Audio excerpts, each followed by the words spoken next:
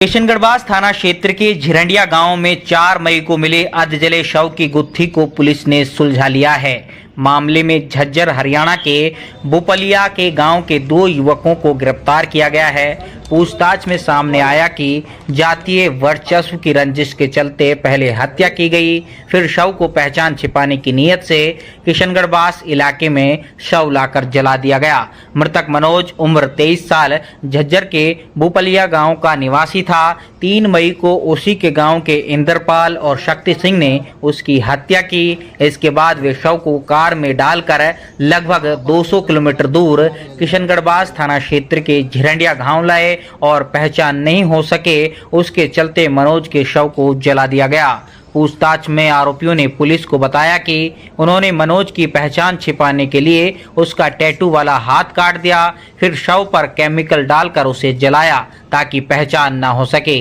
लेकिन पुलिस ने तकनीकी जांच और सीसीटीवी फुटेज के आधार पर मामले की परतें खोली। पुलिस की प्रारंभिक जांच में मामला सामने आया कि मृतक और आरोपी एक ही जाति समुदाय से हैं और दोनों पक्षों के बीच लंबे समय से जाति वर्चस्व को लेकर विवाद चल रहा था। मृतक मनोज और दोनों आरोपियों के खिलाफ पहले से हरियाणा में कई आपराधिक मामले भी दर्ज हैं। पुलिस ने झिरंडिया गांव के आसपास की हजारों सीसीटीवी कैमरों की फुटेज खंगाली और तकनीकी जांच के जरिए आरोपियों तक पहुंच बनाई। पुलिस टीम को आरोपियों के गांव में कार्रवाई करने के लिए कई रातें गाड़ियों में ही बितानी पड़ी। पुलिस अधीक्षक मनीष चौधरी ने बताया कि शव अधजला था और पहचान नहीं हो पा रही थी। हमारी टीम ने बारीकी से जांच की और कड़ी मेहनत के बाद आरोपियों को गिरफ्तार किया।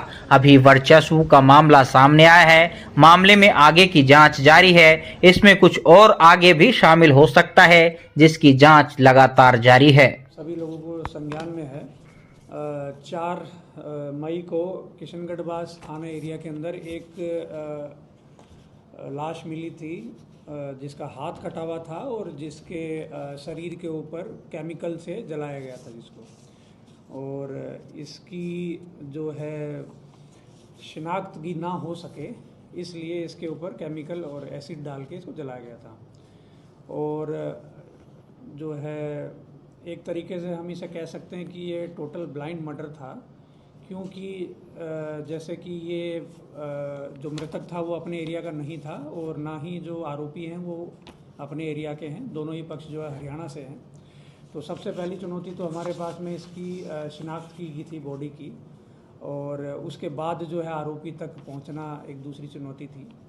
तो इसी के तहत जो है हमारे किशनगढ़ थाने की टीम और साइबर सेल और हमारी कुछ जो है स्पेशल टीम के कुछ सदस्य जो हैं उन्होंने बहुत ही एक अच्छी कार्रवाई करते हुए, और मैं कहूँगा कि एक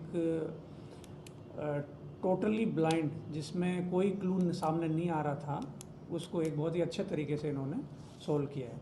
और अभी हमने 2 आरोपियों को गिरफ्तार कर लिया है और बाकी अन्य आरोपी जो हैं वो भी हमारे रेडार पे हैं।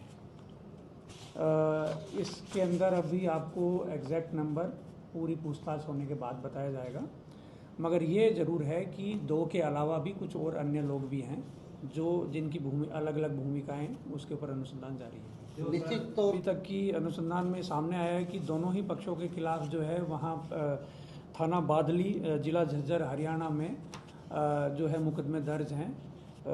3 से 4 मुकदमे जो मृतक है उसके खिलाफ दर्ज होना बताए हैं और 3-4 मुकदमे जो हैं वो आरोपियों के खिलाफ भी दर्ज होना बताएं। तो अभी तक की पूछताछ से ये सामने आया है कि दोनों ही पक्षों के बीच में पुराने टाइम से रंजिश चली आ रही है। वो उस एरिया के अंदर जो है दबदबा कायम करने के लिए वर्चस्व की लड़ाई जैसा सामने आया है, और वर्चस्व की लड़ाई जो है वो काफ़ी समय से चल रही है। पहले भी इनके बीच में लड़ाई झगड़े होते आए हैं, मगर अब ये धीरे धीरे इस हद तक बढ़ गई कि एक पक्ष ने दूसरे पक्ष की हत्या कर दी। ब्लाइंड मर्डर जी, जैसा कि आपको पता है कि 4 तारीख को इस एरिया में आंधी और तूफान भी आया था काफ़ी ज़्यादा रात में। उसके बावजूद जो है हमारी टीम ने बहुत ही अच्छा कार्रवाई करी और लगभग जो है आसपास के करीब 150 से 200 कैमरे जो हैं वो चेक किए गए और भी जो तकनीकी साक्ष्य जो हैं वो जुटाए गए।